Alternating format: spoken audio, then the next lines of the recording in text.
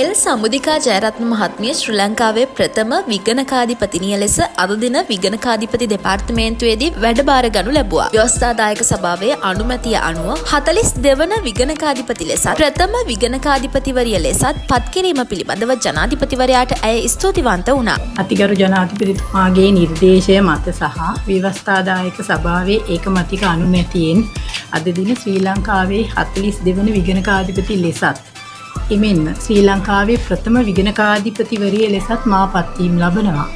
ඒ පිළිබඳව අතිගරු ජනාධිපතිතුමාටත් ව්‍යවස්ථාදායක සභාවටත් මාගේ හෘදයාංගම කෘතඥතාවය මෙයින් පුද කර සිටිනවා.